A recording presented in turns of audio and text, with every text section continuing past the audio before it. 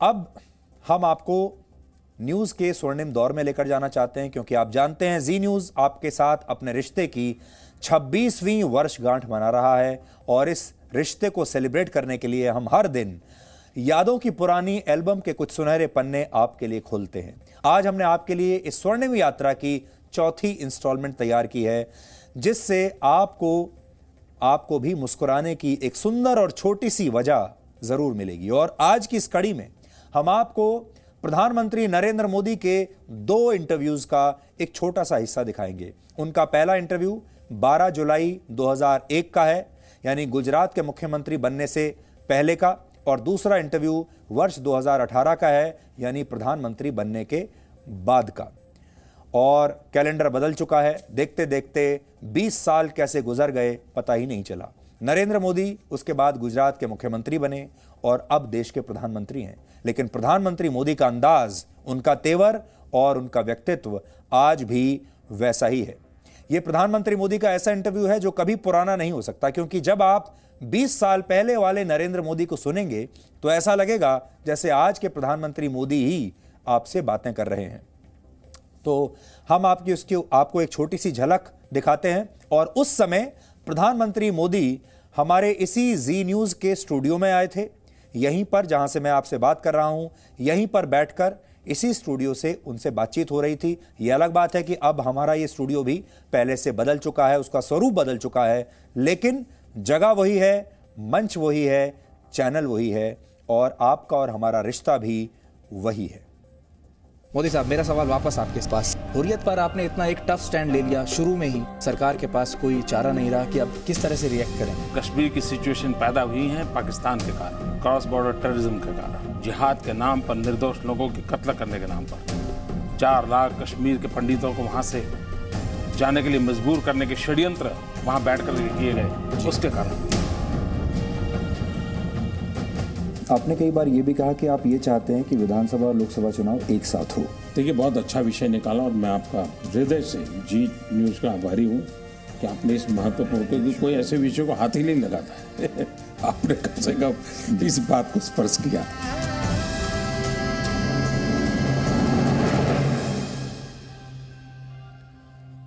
चाहे मुख्यमंत्री हो, चाहे केंद्रीय मंत्री हो, हर किसी के लिए जी न्यूज़ सबसे बड़ा मंच उस जमाने में होता था। और वर्ष 2001 में तत्कालीन समता पार्टी के नेता जया जेटली पर रिश्वत लेने के आरोप लगे थे, जिसके बाद उस समय के रक्षा मंत्री जॉर्ज फर्नांडिस को इस्तीफा देना पड़ा। और तब नीतीश कुमार, जो आज बिहार के मुख्यमंत्री हैं, स्वर्गीय साहिब सिंह वर्मा और कांग्रेस के पुराने नेता दिग्विजय सिंह जी न्यूज़ के स्टूडियो में यहां आए थे। और जैसा कि हम आपको कल भी बता रहे थे, आजकल जो टीवी चैनल्स पर आप डिबेट देखते हैं, उस तरह के टीवी डिबेट्स की शुरुआत जी न्यूज़ ने ही की थी। और उस जमाने में हर शाम को किसी बड़े विषय पर, किसी बड़े मुद्दे पर जी न्यूज़ के स्टूडियो में डिबेट्स हुआ करते थे। बड़े बड़े नेता उस समय आते थे, लेकिन डिबेट्स का जो स्तर होता था, बातचीत का जो स्तर होता था, वो आज के मुकाबले कहीं ज़्यादा अच्छा था, कहीं ज़्यादा ऊंचा था। उस समय किसी को चिल्लाने की ज़रूरत नहीं पड़ती थी, किसी का अपमान करने की आवश्यकता नहीं पड़ती थी। बहुत आराम से और पूरे सम्मान के साथ हमारे सारे मेहमान एक दूसरे का विरोध भी करते थे, लेकिन साथ ही सम्मान भी करते थे। एक झलक देखिए। चौधरी साहब और हम दोनों मुख्यमंत्री रहे हैं। जी हाँ, हम लोगों ने चंदा उगाया है और चंदा उगाते कूपन्स देते हैं पार्टी के लिए, और पार्टी के अंदर पूरा हिसाब किताब रखा जाता है। डोनेशंस अगर किसी खास काम के लिए लिया जाता है, चुनाव हो, सम्मेलन हो, कोई कार्यक्रम हो, सभा हो, किसी काम के लिए लिया जाता है और उस काम में खर्च किया जाता है, तो ये सब बिल्कुल स्वच्छ है। सिस्टम में घून तब लगना शुरू हुआ है कि लोग चंदा लेकर के अपना काम करने लगे और गिरावट वहीं से आनी शुरू हुई।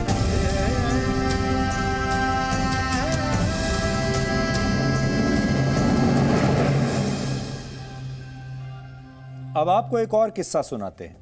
वर्ष 2004 में लोकसभा चुनाव हुए थे और तब देश में यूपीए की सरकार बनी थी। उस वक्त प्रियंका गांधी वाड्रा ने उत्तर प्रदेश के कुछ इलाकों में कांग्रेस पार्टी के लिए प्रचार किया था और प्रचार के दौरान ही उन्होंने जी न्यूज़ से बात की थी। प्रियंका गांधी वाड्रा ने जी न्यूज़ को तब यह बताया था कि कांग्रेस के लिए उसके कार्यकर्ता कितने महत्वपूर्ण हैं और पार्टी की हार जीत में उनका किरदार कितना खास रहता है। उस समय प्रियंका गांधी वाड्रा सक्रिय राजनीति में नहीं आई थी, बहुत कम बात करती थी मीडिया से, और जी न्यूज़ के मंच पर उन्होंने भी देश से अपनी बात कही थी। उसकी एक झलक देखिए। प्रियंका जी, फर्स्ट फेज खत्म हुआ है, किस तरह की उम्मीद लगी है कि आपको? बहुत अच्छी उम्मीद है, अच्छा करेगी कांग्रेस। देखा जाए कांग्रेस के लिए जब भी रैलियां हुई, चाहे सोनिया जी की रैली गोरखपुर में, डुमरियागंज में, हर जगह भीड़ तो आती है, वोट में कन्वर्ट क्यों नहीं हो पाती? क्या लगता है, संगठन कहीं कमजोर है? हो सकता है कि संगठन की वजह से होगा, क्योंकि मैंने यहाँ देखा है अपने यहाँ जहाँ मैं संचालन करती हूँ कि आखिरी कुछ दिनों में संगठन पर ही निर्भर होता है सब। अगर कार्यकर्ता काम करता है दिल लगा के तो बहुमत आती है, अच्छी बहुमत आती है, अगर बैठ जाता है तो नहीं। राहुल जी को ये लगता है यूथ अगर जुड़े तो ज़्यादा कुछ बेहतर हो सकता है, और यूथ मतदाता सबसे ज़्यादा है। क्या लगता है कि यूथ को जोड़ने के लिए और कुछ क्या करने की ज़रूरत है खास तौर से? मेरे ख्याल से जो राहुल कर रहे हैं यूथ को जोड़ने के लिए यूथ कांग्रेस में, उस पर अगर आप ध्यान दें तो आप देखेंगे कि एक बहुत ही रेवोल्यूशनरी चीज़ है, और ऐसी चीज़ है कि लोग, जवान लोग आएंगे पॉलिटिक्स में, उसके ज़रिए अच्छे लोग आएंगे और संगठन बहुत मजबूत होगा।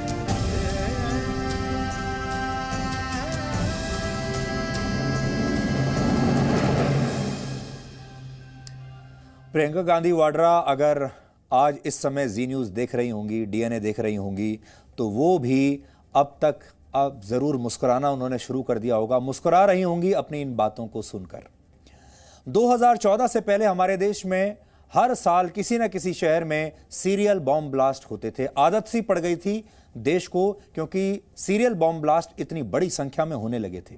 वर्ष 2003 से 2007 तक इन 4 सालों में दिल्ली और मुंबई जैसे शहर आतंकवादियों की हिट लिस्ट में लगातार रहते थे, लेकिन वो हिंदुस्तानियों का हौसला नहीं तोड़ पाए, और ऐसी हर घटना को देश ने सबसे पहले जी न्यूज़ के जरिए ही देखा।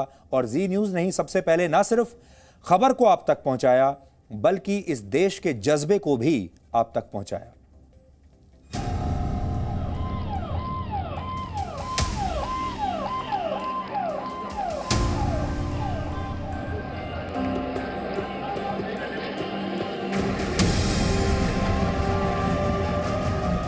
मुंबई की लाइफलाइन मानी जाने वाली ट्रेनों में आज शहर के कई अलग अलग जगहों पर ब्लास्ट हुए हैं। मैं फिलहाल बांद्रा में खड़ी हूँ, ये आप देख सकते हैं।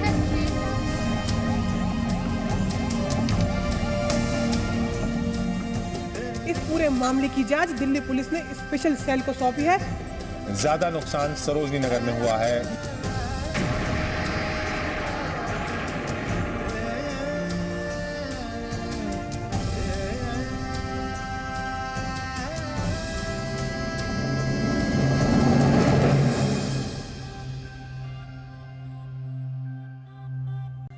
बॉम्ब ब्लास्ट तो हमारे देश में बहुत हुए। हमारे देश ने दंगों को भी बहुत देखा।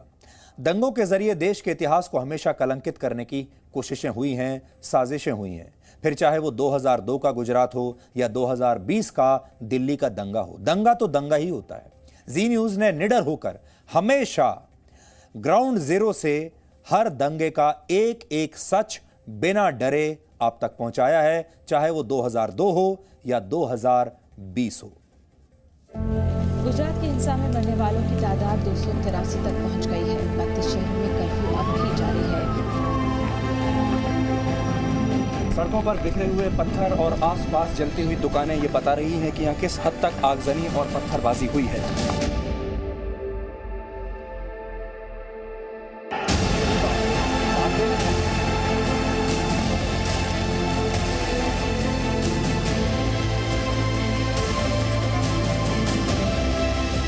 दंगा है, उसकी जो आग है अभी भी बुझी नहीं है।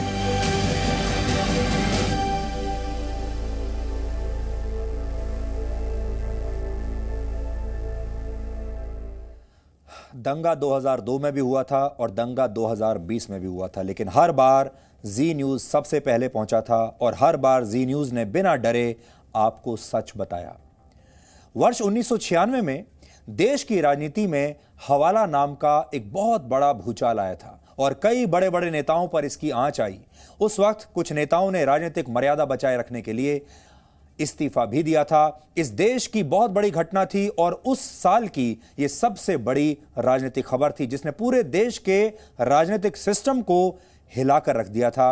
और वो खबर भी लोगों ने भारत ने सिर्फ और सिर्फ जी न्यूज पर देखी थी। इस हवाला कांड में सभी बड़ी पार्टियों के नेता फंसे हुए हैं। कुछ लोग कहते हैं कि चुनाव से पहले प्रधानमंत्री नरसिम्हा राव ने एक गहरी राजनीतिक चाल चली है। इस प्रकार का आरोप लेकर के मैं संसद में नहीं जा सकता। मैं नहीं सोचता कि ये उचित होगा कि मैं उस सरकार में शामिल रहूं जो सरकार मुझे चार्जशीट कर रही है। ये एकदम हमें बेईमान बनाया गया।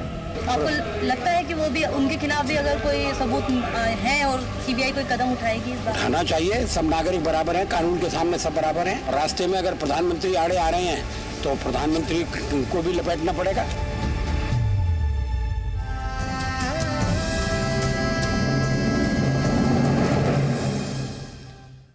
और वर्ष 1992 को भूलना तो बहुत ही मुश्किल है।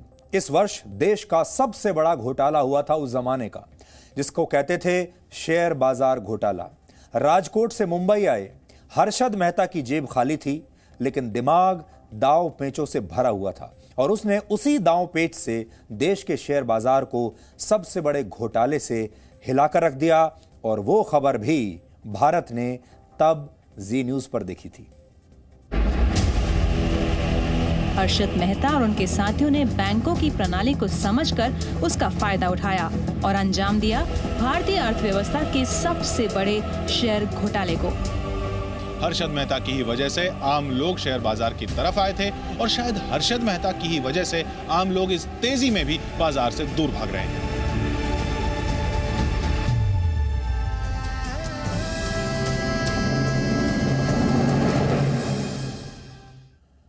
और जब पहली बार भारत के लोगों ने किसी युद्ध को टेलीविजन पर देखा तो वो कारगिल का युद्ध था। और मैंने खुद इसकी रिपोर्टिंग की थी और तब लोगों ने पहली बार अपनी स्क्रीन पर युद्ध को इतने करीब से देखा। जी न्यूज पर लोगों ने देखा किस तरह भारत के सैनिकों ने पाकिस्तान के कब्जे से अपनी जमीन खाली करवाई। और उसके बाद वर्ष 2017 में ऐसी एक लड़ाई सीरिया में भी लड़ी गई और यह जंग ISIS को सीरिया से आजाद कराने की जंग थी। और उस युद्ध की पहली ग्राउंड रिपोर्ट भी भारत ने जी न्यूज पर ही देखी थी।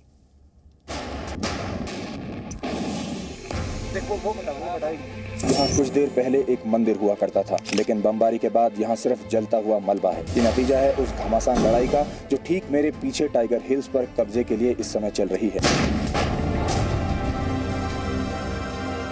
खाना यहाँ खतरे से खाली नहीं है, लेकिन आपको थोड़ा करीब से दिखाना भी चाहता हूँ कि जब जो लड़ाई लड़ी जाती है तो कैसे लड़ाई लड़ी जाती है। गोलियों के जो ऐसे शेल हैं, इस तरह के गोलियों के शेल आपको चारों तरफ यहाँ पर नजर आएंगे। ये इनके मशीन गन के जो इन्होंने फायर किया ये उसके शेल्स हैं। फॉरवर्ड डिफेंस लाइन पर यह जगह ऐसी जगह है जहां आपका किस्मत का धनी होना बहुत जरूरी है, क्योंकि हर तरफ से गोलियां चल रही हैं और कोई भी गोली कभी भी आकर आपको लग सकती है।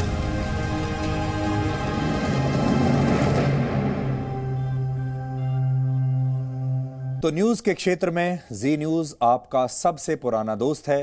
वक्त बदलता चला जाता है, रिश्ते भी बदलते चले जाते हैं, लेकिन पुराना दोस्त हमेशा पुराना रहता है। और पुराने दोस्त की आप जानते हैं सबसे खास बात क्या है? पुराने दोस्त कभी बदलते नहीं और पुराने दोस्त हमेशा आपके साथ सच्चे रहते हैं। पुराने दोस्त कभी भी आपको धोखा नहीं देते और हमेशा आपके वफादार रहते हैं। और यही रिश्ता आपका और जी न्यूज़ का है, आपका और हमारा है। हमारा रिश्ता कभी बदलेगा नहीं। और जो सच्चा दोस्त होता है, जो पुराना दोस्त होता है, वो सामने कितना भी बड़ा लालच आ जाए वो आपको धोखा नहीं देगा, कभी बिकेगा नहीं और आपके भरोसे को कभी तोड़ेगा नहीं। इसलिए इस रिश्ते को हमारे साथ आप बनाए रखिए, क्योंकि इस दौरान युग परिवर्तित हो गए, इस दौरान टेक्नोलॉजी नई नई आ गई, इस दौरान आपके और भी बहुत सारे नए नए दोस्त आ गए, यानी नए नए चैनल्स भी आ गए, लेकिन पुराना दोस्त पुराना ही रहता है।